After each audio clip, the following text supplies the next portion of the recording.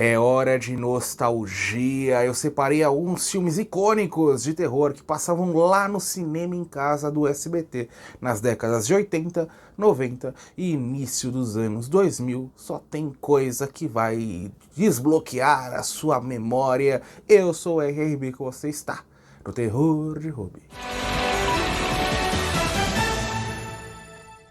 O carro, a máquina do diabo, a história desse veículo das trevas, na realidade dessa cidadezinha quente pra caramba, ataques relacionados a esse veículo, o pessoal começa a investigar e chega até um carro preto, mas quem tá dirigindo essa máquina que não dá o mínimo de possibilidade de defesa a quem ele está atacando?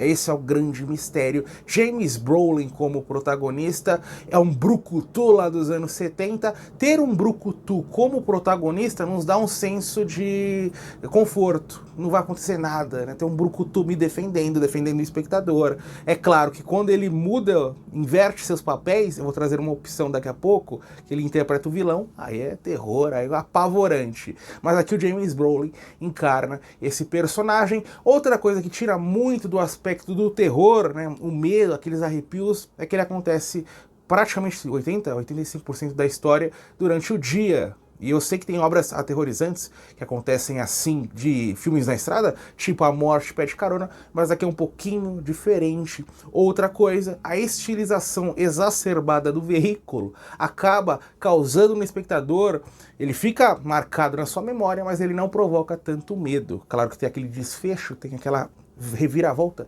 final. Quem está pilotando esse veículo?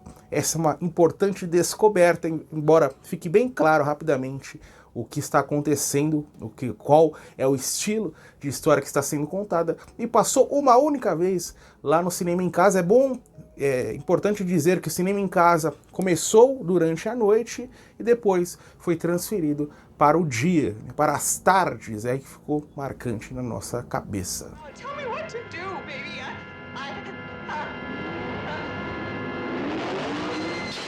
A Coisa, agora uma obra marcante dos anos 80, passou várias vezes no Cinema em Casa. É a história desse produto que é descoberto, colocado à venda como se fosse uma espécie de sorvete, faz um baita sucesso. O problema é que essa substância é alienígena e vai trabalhar por dominar a humanidade. Primeiro, depois que as pessoas o consomem, elas são meio que possuídas. Logo, esses parasitas vão extinguir por dentro as pessoas, colocar um fim aos órgãos, um negócio absolutamente nojento. Aquela gororoba vai sair branca, vai saindo pela boca, pelos olhos. Direção do Larry Cohen, que é muito querido entre os fãs de terror dos anos 70 e 80, porém, ele é aquele camarada, tem aqueles diretores que eles fazem filme B e eles sabem que eles vão fazer um filme trash, eles não estão nem aí. O Larry Cohen é diferente, ele quer trazer uma boa obra, mas ele é tão ruim, ele é tão limitado que o filme fica trash. A Coisa é uma exceção, eu não coloco jamais dentro do cinema trash, então ele consegue aqui atingir o seu ápice. A maior qualidade, claro que tem seus momentos bizarros, seus momentos patéticos que atribuem a nossa experiência geral. E por que o filme ficou tão marcado? Por conta da identidade visual, da embalagem. Todo mundo que é fã de cinema quer ter aquela embalagem. Quem tem mais condição financeira tem action figure, essas coisas. É um dos produtos que mais conseguiram, né, fugir a esse escopo cinema, se oferecer à nossa realidade. Gostaria de ter visto mais coisas. Façam uma Coisa 2, a Coisa 3, mas tirem da mão do Larry Cohen, entregue a um cineasta mais competente, que o resultado seria extraordinário. Mas aí, Larry Cohen, um dos grandes nomes da nossa história aqui no gênero.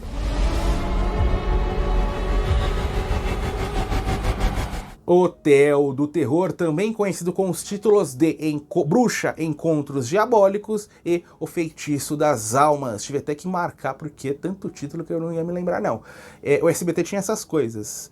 Às vezes eles estão exibindo o filme A com o título X, passam-se 2 semanas, é outra coisa. Ou então, você está assistindo Chaves, 2 horas da tarde na quarta, chega na quinta é Casos de Família, chega na sexta é programa policial, chega no sábado é novela mexicana, eles não têm o menor respeito com o espectador. Isso quando eles não mostram propaganda Jequiti no meio do programa, não espera nem dar os comerciais. Aqui é a história, antes de falar sobre a história, David Hasselhoff como protagonista lá de Baywatch, SWAT, bonitão, e Linda Blair.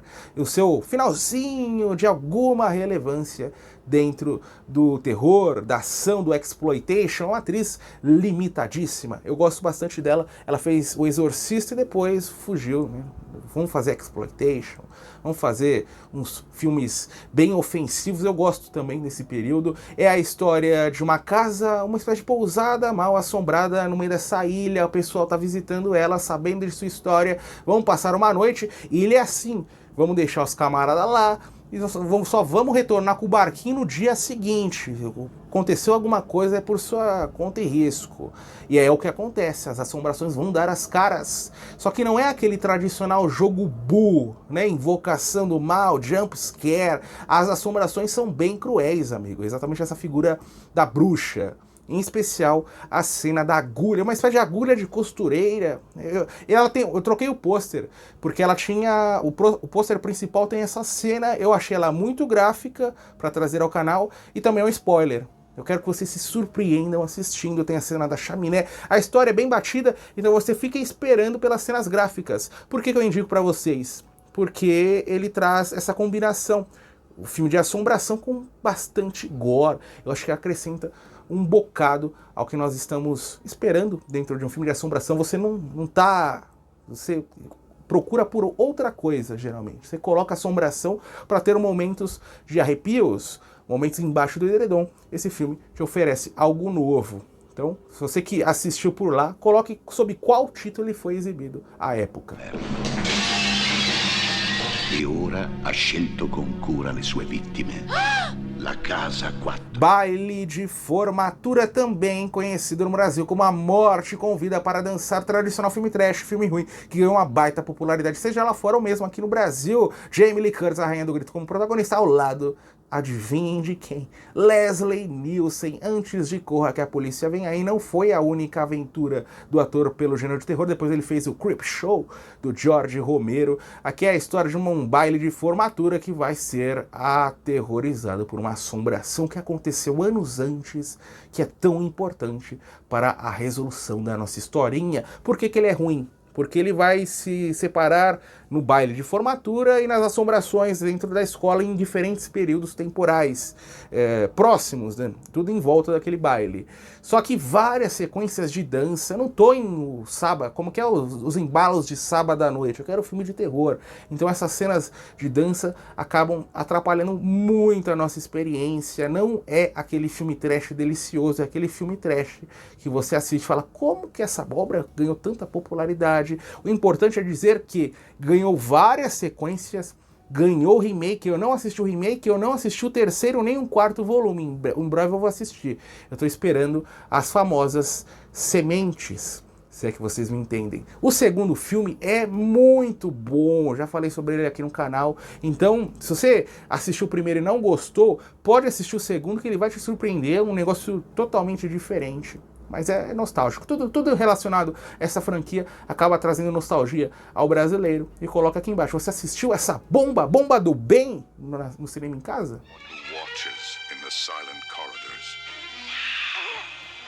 Nervos de Aço. Passou muitas vezes lá no cinema em casa. Tenho certeza que você assistiu, se esqueceu, tava martelando, agora eu tô relembrando ela pra você. Também conhecido como Nervos à Flor da Pele. Eu já falei sobre essa obra uma vez no canal e eu só citei um dos títulos. Teve pessoa que ficou brava. Eu conheço pelo título do VHS.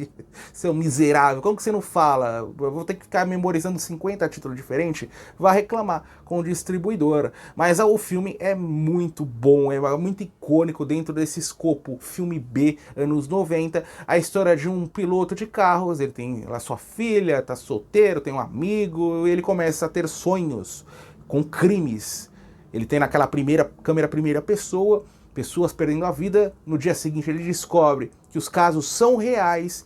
Ele vai até a polícia e falar, ó, meu amigo, o policial, eu imaginei esse caso e talvez até mesmo eu seja o seu assassino.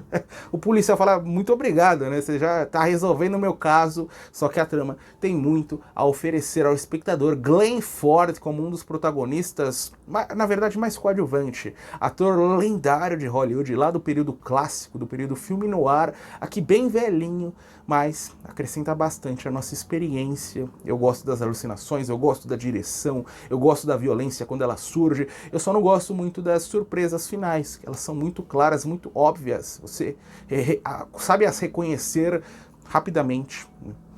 Você até espera algo, não, eles vão me surpreender de outra forma, não é impossível que seja assim tão simples, mas é simples sim. Mas é isso, super nostálgico, gosto bastante, é quase filme de conforto, quase, bate na trave, mas em especial eu vou trazer para vocês, vou falar para vocês a cena dos espelhos. Essa sequência é fascinante. Raw Nerve. A Bruma Assassina, também conhecido como O Nevoeiro, uma obra simplesmente espetacular, a história dessa cidade à beira-mar que é acometida por uma névoa misteriosa. Mais do que tudo, essa névoa parece trazer consigo algo mortal, algo de muito sinistro.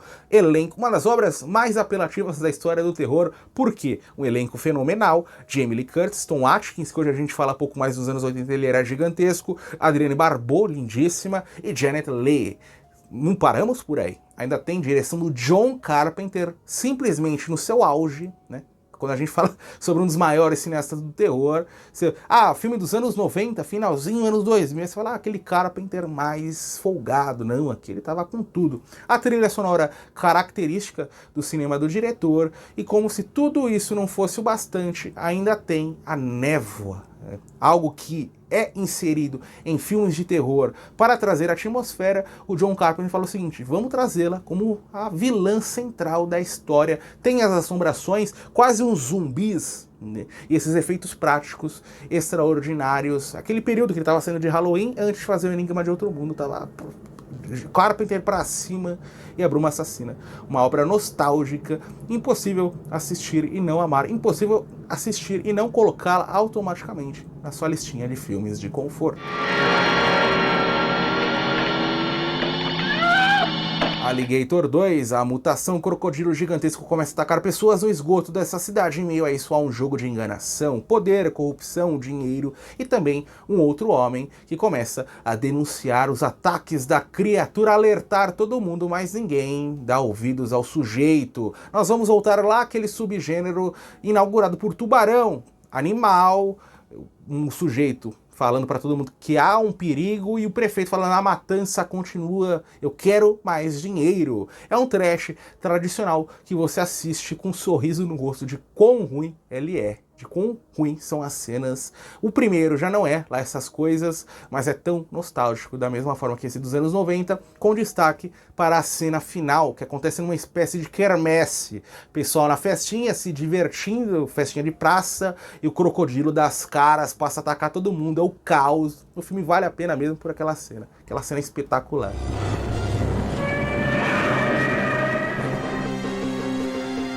Alligator 2. The Mutation. Hellraiser, Renascido do Inferno, passou no cinema em casa, meu amigo. Passou, minha amiga. Porém, lá na época em que era noturno, né? O pessoal era sem noção, mas nem tanto assim, para passar um dos filmes mais grotescos da história do terror durante as 2 da tarde, as 3 da tarde. Ninguém é louco o suficiente. É a história dessa família, né? Tem um tio misterioso que gosta de ir atrás de coisas arqueológicas. Ele vai descobrir esse cubo mágico, demoníaco, vai perder sua pele, se é que vocês me entendem. Aí é jogo de enganação envolvendo entidades do inferno. Pinhead vai dar as caras junto com seus queridos cenobitas. Vale a pena, simplesmente pela riqueza visual, ou pouquíssimos cenários, né? Tem a casinha, onde os eventos acontecem, e uma sequência final num hospital, que é um branco que te invade, uma sequência fabulosa. Mas cada aspecto gráfico dessa obra, os efeitos práticos atribuídos não só à criação visual do Pinhead, mas dos cenobitas e em especial do tio, quando ele tá do avesso, naquele vermelho, que te incomoda. A trama ela é podre no sentido dos personagens atuando, todos, com exceção da nossa protagonista, todos super tóxicos, super do mal. Hellraiser ganhou várias sequências, eu não assisti todas ainda, muitas delas conhecidas por simplesmente, elas saíam para que os direitos não fossem vencidos, né? Eles tinham que lançar a cada 2, 3 anos para não perder os direitos, e eu tô lá, parei no 4º volume, eu acho. Assim como Jogos Mortais, eu tenho que terminar essa franquia, vai ficando pior, mas até onde eu assisti eu tô curtindo. Tô curtindo, mas esse primeiro é o grande clássico. Direção do Clive Barker, desde lá do mundo da literatura, aqui dentro do terror. Hellraiser, a film by Clive Barker. We'll tear your soul apart. O Exterminador do Futuro também passou no cinema em casa. Aí você vai me falar, não é terror. Eu também considero terror, embora seu maior gênero seja o de ação. Tem também ficção científica, tem bastante suspense, e é a obra que eu estava te prometendo, com um brucutu no papel de vilão. Arnold Schwarzenegger, o austríaco mais amado do mundo, interpreta esse androide que é enviado do futuro ao ano de 84 para destruir, exterminar a mãe do futuro líder da resistência de humanos contra as máquinas, a nossa Sarah Connor, interpretada brilhantemente por Linda Hamilton, uma das maiores heroínas da história do cinema. Não ficaremos por isso. O líder da revolução, né, lá no futuro, John Connor, vai enviar um soldado para protegê-la. Soldado interpretado por Michael Biehn, de forma competente. James Cameron à frente da direção, baixíssimo orçamento, muitas das cenas foram gravadas, as tomadas externas, sem autorização da prefeitura. Então eles gravavam, aparecia um carro da polícia, eles guardavam tudo e ia para a próxima esquina filmar outra coisa. Das sequências que eu mais gosto de cenas, a da danceteria, em que os 3 personagens são apresentados uns aos outros, cada um tem seu papel devidamente, né, entregue ao espectador, e também a final dentro dessa fábrica, e é máquina contra máquina. É o momento que o androide vai encontrar eventualmente o maior algoz, as máquinas, a tecnologia do ano de 84. Exterminador do Futuro é uma grande franquia, o segundo é um dos maiores filmes da história do cinema, esse primeiro não fica tão atrás, é incrível, o terceiro é fraco, depois tem toda uma franquia. Eu conheci primeiro o segundo, no Domingo Maior, iníciozinho de anos 2000, eu não tinha VHS, meu VHS estava queimado, então demorei anos até assistir o original, que passou pela Record. Né? Perdi toda essa sequência, anos 90, em que ele foi exibido no SBT. Mas coloca aqui, você assistiu lá no cinema em casa? Você assistiu na Record depois dos anos 2000? The Terminator. Caçador de Assassinos, também conhecido como Dragão Vermelho, é o primeiro das várias adaptações do universo do Thomas Harris, aqui com William Petersen como protagonista. Interpreta esse agente do FBI que está afastado devido a um colapso psicológico. Ele é trazido de volta para ajudar na captura de um serial killer conhecido como Fada dos Dentes, né, ou Dentuço na literatura, e ele vai se utilizar da ajuda de Hannibal Lecter, interpretado por Brian Cox, para chegar mais próximo a esse serial killer. O que esse filme possui?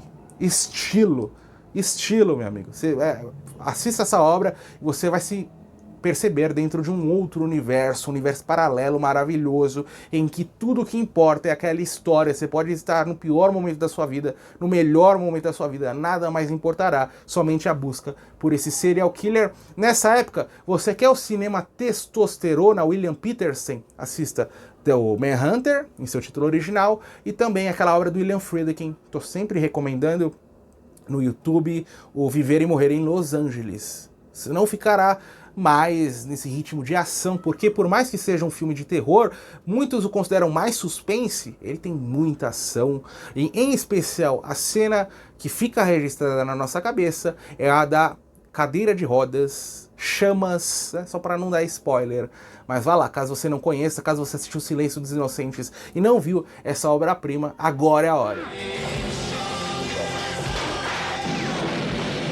Isso aí, terminou, mas eu quero que você vá direto às opções ao lado. Primeiro, Cine Trash da Band, vá naquela seção do Zé do Caixão, filmes inéditos para você assistir. Embaixo, aquela sessão que passava na Band de madrugada aos sábados. Muito obrigado por ter assistido, eu vejo todos vocês nos próximos dias.